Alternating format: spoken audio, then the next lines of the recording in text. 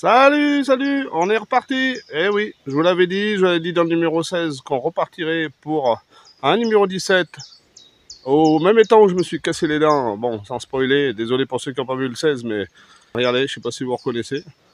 J'ai juste pris un poste un peu plus en bordure, on va dire. Là, j'ai vu qu'il y avait des branches à un endroit où il y avait des arbres qui traînaient dans l'eau, donc je vais essayer de pêcher peut-être plutôt près des bordures et pêcher dans ces endroits-là pour faire venir du poisson. C'est toujours un étang difficile. Ça, c'est sûr que je connais pas. Donc aujourd'hui, je vais essayer par contre. J'ai apporté de la pâte par rapport à la dernière fois où j'avais que 2h30. Là, j'ai un peu plus, on va dire, j'ai 4 heures. Mais le temps, regardez, je sais pas si vous voyez là-haut, est toujours incertain. Par contre, ils annoncent 5 départements en vigilance orange. Donc, je sais pas comment ça va faire, mais bon, on verra. On va dire que là, j'ai 4-5 heures de pêche et je ferai en fonction du temps, bien sûr. Et s'il fait orage, je plie tout et je pars. Donc voilà. Je vais me faire peut-être 2 coups. Je pense un coup là en bordure et peut-être un coup en pleine eau. Voilà, je suis un peu limité aussi en espace parce qu'il y a des arbres dessus, on va voir, je sais pas. On va voir comment je vais goupiller mon emplacement. Et puis voilà, je vais essayer de pêcher. Qu'est-ce que j'ai dit? Oui, voilà, ma stratégie. Je suis en train de penser à ma stratégie de pêche. Voilà, hop, on verra un peu mieux, je pense là.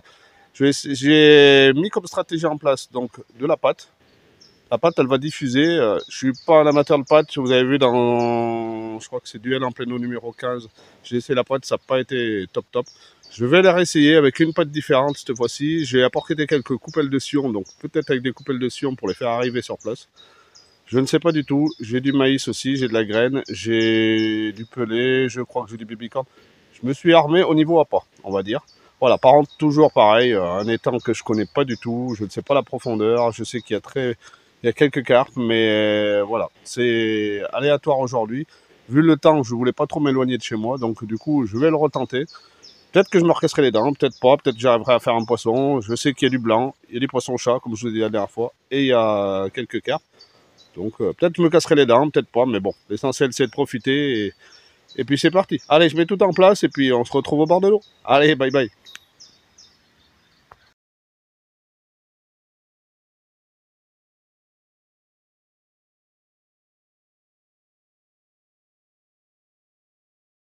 Et voilà, en place pour une pêche à la patte. Alors regardez, voilà, comme la dernière fois, j'ai utilisé la one and one. J'ai utilisé la one and one, c'est-à-dire une dose de pâte et une dose d'eau. Donc voilà, elle est là, je vais la chercher. Hop, on va se remettre en place. Voilà, regardez ça. Voilà, cette fois-ci, c'est garlic. C'est une pâte un peu différente avec un arôme différent, on va dire, avec toujours des farines de poisson, mais un goût un peu plus prononcé. Donc on verra. J'ai aussi opté pour donc une coupelle de sillon où j'ai déposé je sais pas si on la voit en haut de la canne là-haut, où j'ai déposé ma boule de pâte car elle est encore friable. Et j'ai mis une monture à pâte aussi, avec un flotteur très haut comme on peut voir. Il y a une sacrée antenne. C'est fait exprès pour voir si jamais il me reste de la pâte ou pas. Je sais pas si on le voit là. Il y a beaucoup de reflets sur l'eau. Donc je ne sais pas si on le voit. Le flotteur juste à côté là, à droite. Voilà, on voit une grande antenne rouge. Et donc voilà, j'ai amorcé un petit peu aussi au maïs autour pour faire venir des poissons blancs et peut-être quelques carpes en même temps. Désolé, ça tremble un peu. Et après, voilà. Donc, vu que j'ai vu que la pâte était encore un peu friable, eh ben, j'ai été avec la coupelle de sillon, j'ai été tout doucement. Donc ça travaille en ce moment-là. Et puis, on verra, on est en place. Elle a bien absorbé, comme on peut voir. Je sais pas si on voit, mais elle a beaucoup absorbé l'eau, elle a bien fait son travail. Donc voilà, elle est prête. Et donc voilà, j'ai quand même du maïs, j'ai quand même de la graine au cas où. Mais voilà, j'ai donc amorcé ce petit coup là sur la droite. On voit que ça bulle à droite, à gauche. Et puis on verra. On verra si la pâte travaille et on verra si elle peut apporter un résultat. Donc voilà, il y a toujours, comme on peut voir, les étangs sont remplis des arbres, des éclosions des arbres là qui se posent dessus. Donc c'est pas très pratique à pêcher parce que bon, on voit pas bien son flotteur, mais bon. Donc c'est pour ça que j'ai opté aussi à la patte pour mettre un flotteur plus haut et plus long pour pouvoir plus le voir. Et puis voilà, c'est toujours un endroit que je connais pas, un poste que je connais pas, un étang que je connais pas. On voit que le flotteur à patte est un peu en travers. Donc je me demande s'il racle pas le fond, mais bon, on verra. Allez, on verra bien, je vais changer un peu la profondeur s'il faut, et puis après on essaiera d'amorcer peut-être un peu à la graine et pêcher à la graine. Mais on continue à la patte quand même. Allez, merci, on y continue. Voilà, alors on va déposer la pâte. On peut voir, j'ai fait une boule de pâte dedans, là, juste là, regardez. Boule de pâte dedans, je la mets dans la coupelle. Voilà. J'appuie bien vers l'extrémité du fil pour pas qu'il se décroche quand je le mettrai dans l'eau. Après, on garde bien la coupelle droite. Bien s'arranger aussi que le flotteur ne soit pas accroché dessous. Ce qui m'est arrivé tout à l'heure. Voilà, je garde bien la coupelle droite. Voilà. Et là, je vais délicatement, tout doucement. Voilà. Au point voulu. Alors j'évite de faire traîner le flotteur. Donc là, hop, dès que j'arrive dans la zone, je reste un peu plus haut. Voilà. On garde bien la coupelle droite. Voilà. Et une fois que je vais mettre ma boule de pâte, je vais descendre un peu le flotteur. Le flotteur va tomber dans l'eau. Voilà. Là, je suis à l'extrémité de mon flotteur. Et là, j'incline tout doucement, tout doucement, tout doucement, tout doucement, tout doucement, tout doucement, tout doucement. Hop, voilà, on voit la botte de pâte qui tombe.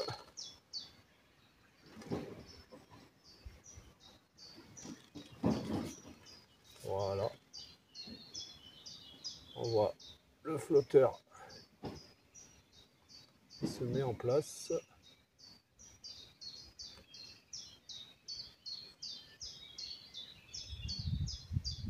Voilà. Donc le flotteur se met en place. Et voilà.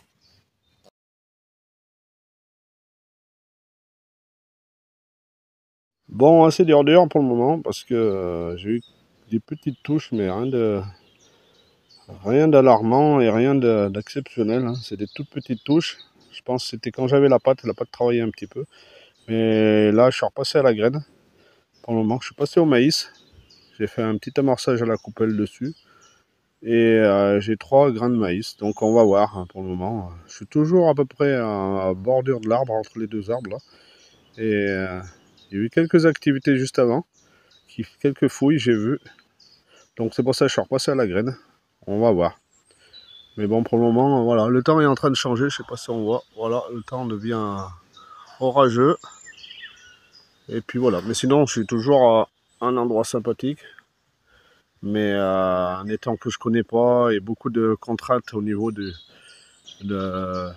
l'amorçage et du fond parce que voilà, c'est pas facile de trouver un poste. Donc là, je me suis mis vraiment en bordure, comme on peut voir. Là, je suis vraiment en bordure.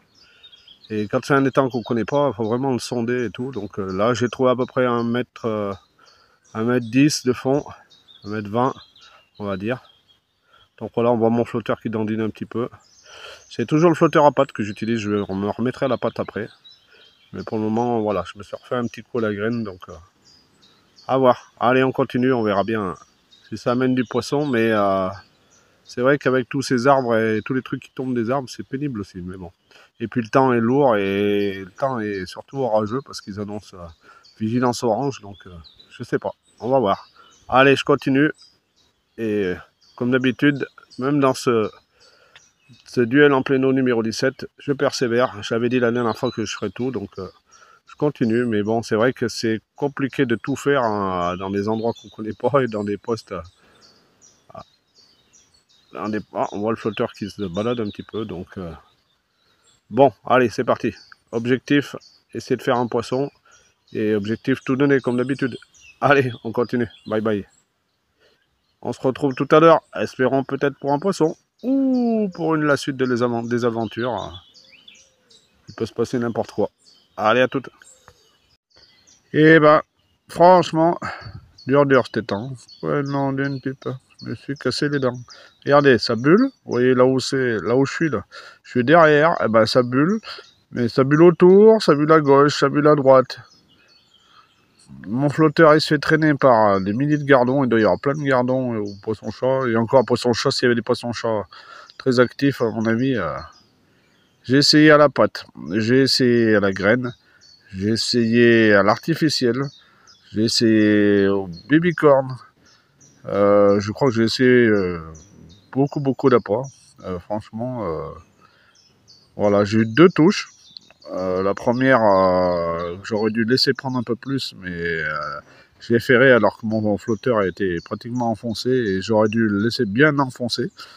Et vu que je pêchais à la pâte à ce moment-là, à mon avis, alors c'était peut-être une carpe parce qu'il y avait des fouilles autour. Et la deuxième, une touche aussi, mais à mon avis c'était un gros gardon et vu que l'hameçon est un peu gros, il s'est pas piqué.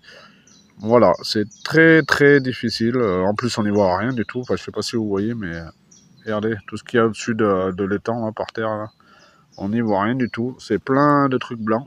Voilà, c'est tout ça, en fait, c'est comme ça. Donc, heureusement que j'ai mes polarisantes, parce que sans les polarisantes, franchement, je crois que je verrais pas le flotteur au milieu de tout ça. Donc, c'est très difficile. Je me suis cassé les dents encore. Hein. J'avoue que j'avais dit que je ferais tout, j'ai tout fait. J'ai pêché à la pâte, à la coupelle, j'ai pêché à tous les appâts que je pouvais. Voilà, je suis en train de baisser les bras. En plus, il fait des gros coups de tonnerre. Là. L'orage commence à arriver là. Je sais pas si on peut voir là. Et ouais, voilà, c'est bien sombre. Hein. Voilà, derrière là. Et le vent s'est levé aussi, donc je sais pas. Mais je pense que je vais pas tarder. Temps de plier et tout. Il y en a pour un petit moment, donc voilà. Mais c'est difficile, c'est dur, c'est difficile. Il y a personne. Franchement, il y a personne. Vous pouvez regarder, hein, l'étang est super bien. Enfin, je veux dire, il y a des postes qui sont prévus pour. Regardez, je sais pas si on voit là-bas. Et il y a personne. Voilà, l'étang est. On va faire un petit tour du propriétaire vite fait là. Regardez. Voilà. Donc là, c'est un peu la jungle, on va dire. Mais bon. Voilà, je crois que c'est là la dernière fois que j'ai pêché. Il a plu entre temps, regardez ça, je suis dans la boue. J'ai de la grosse boue de partout. Et puis, comme on peut voir, voilà, l'étang est affreux. Hein. Regardez ça, faut rien dans une pipe. C'est impêchable. Si c'est pas les lentilles, et ben là, c'est tous les trucs qui tombent des arbres, regardez. On voit bien tous ces dépôts des arbres qui tombent dans l'eau.